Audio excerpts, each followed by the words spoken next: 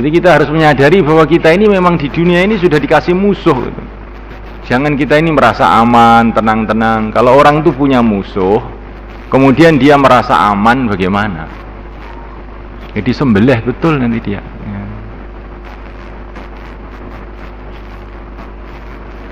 Dia akan hancur, wong. Ini perang, dia merasa aman. Jadi sembelih betul akhirnya. Jadi senantiasa kita hidup ini dalam keadaan awas, keadaan waspada bahwa kita ini ada musuh.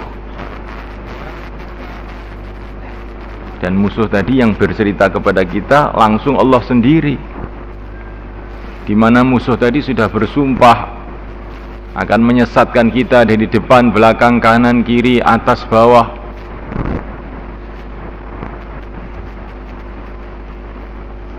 Bukan hanya satu musuhnya, tapi iblis dan anak susunya.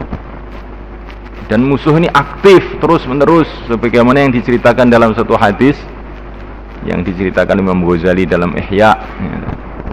Bagaimana iblis punya istana di tengah laut, kemudian dia akan mengirim setan-setannya ke seluruh dunia untuk menggoda manusia, terus menerus, tidak ada henti-hentinya. Dan setan-setan tadi setelah dikirim maka diminta laporan. Kalau tidak bisa menyesatkan orang akan dimarahi, dipukuli sama iblis. Tapi kalau bisa menyesatkan orang dia akan dipuji-puji. Terus begitu.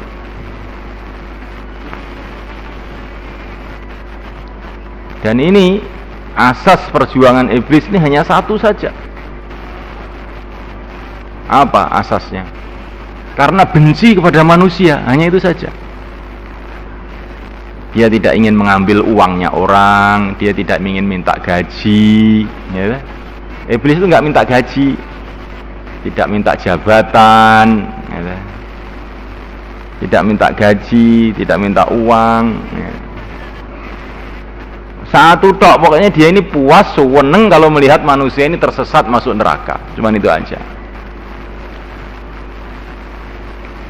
Maka yang bisa menghadapi iblis ini hanya para nabi, para rasul, dan orang-orang yang punya pikiran seperti para nabi dan para rasul. Para nabi, para rasul itu asas perjuangannya apa? Perintah Allah dan karena sayang kepada manusia. Wa ma arsalnaka illa rahmatan lil alamin. Perintah Allah didasari karena sayang kepada manusia. Para nabi tidak minta jabatan, tidak minta uang, tidak minta apa-apa. Pokoknya sayang terus pada umat ini. La'allaka bakhi'un nafsaka ala atharihim illam yu'minu bihadzal hadithi asafa. Sifatnya baginda nabi ini kalau melihat orang tidak beriman itu sedih, setengah mati rasanya, ya.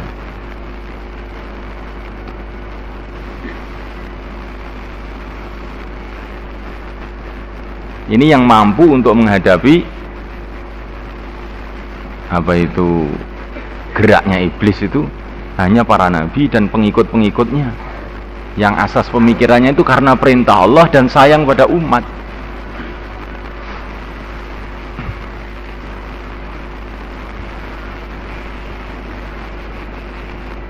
Ya karena sayang, namanya orang sayang itu bagaimana?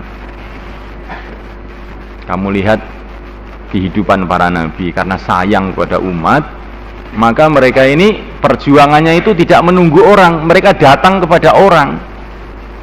Qum fa'anzir wa rabbaka fakabbir, karena sayang.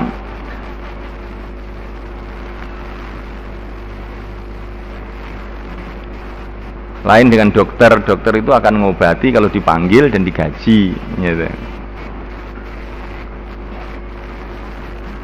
Dokter itu biasanya nunggu pasien, nunggu kalau suruh datang ya, kalau dikasih uang ya mau, kalau enggak ya enggak, ya. Ini bukan sayang pada umat, sayang pada uang, ya. Kalau para nabi enggak, Yang datang dilayani, yang tidak datang diparani, didatangi. Masya Allah.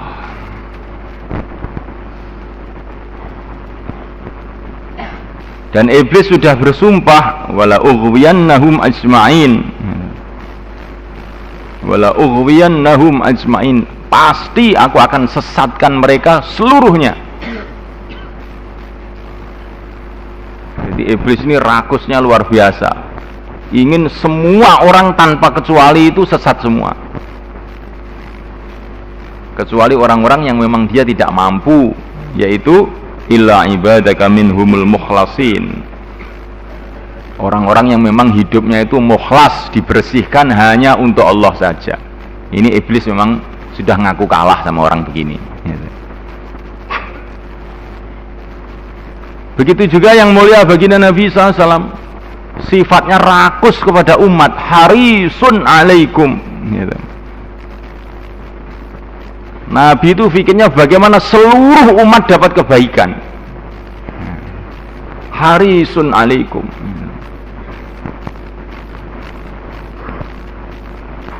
Dan memang musuhnya itu iblis, ingin semua sesat. Yang bisa menandingi iblis itu hanya orang yang punya pikiran bagaimana semua dapat hidayah.